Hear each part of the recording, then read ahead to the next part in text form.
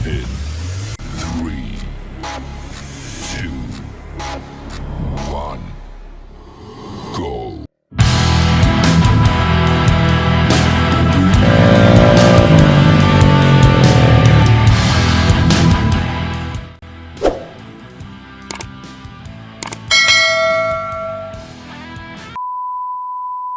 Mga boss, welcome sa aking YouTube channel. Kamusta na kayo? Sana okay lang kayo. Ingat po tayong lahat. Don't forget to subscribe and like kung gusto nyo and dislike kung ayaw nyo. And hit the notification bell para updated kayo sa bagong video na i-upload ko. For today's video, papakita ko sa inyo ang aking tambutso. Yung pang R3 ang canister. Tapos stock elbow ng sniper ang ginamit ko. Marami kasing nagtatanong about sa aking tambutso.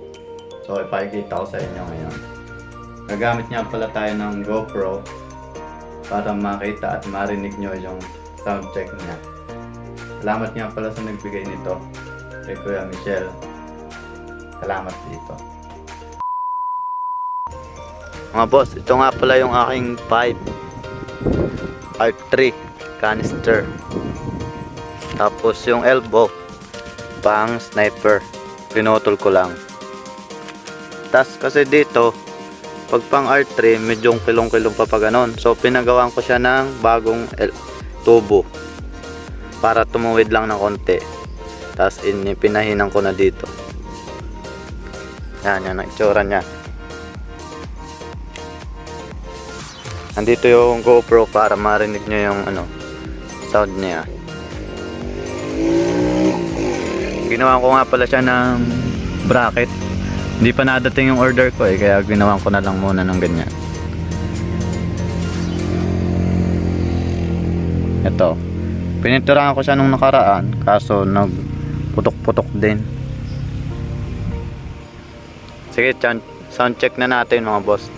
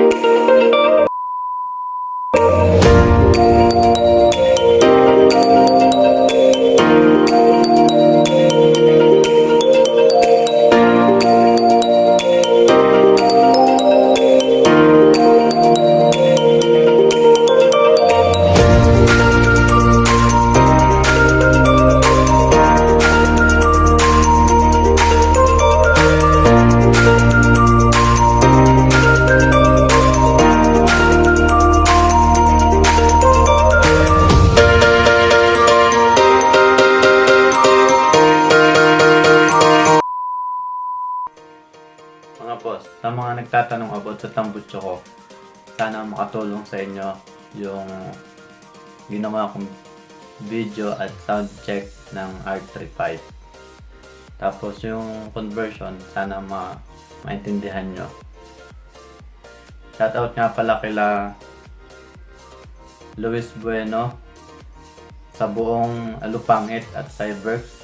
Mag-uwi na kayo para magkasama-sama ulit tayo. Kay CJ Magbuo, sana all naka R3. Kay John Clyde de la Cruz, hintayin mo lang yung tinihiling mo vlog, gagawin natin yon. Kay Mark Nel del Mundo, kay Benito Asilo, baka kayo magtampo pa.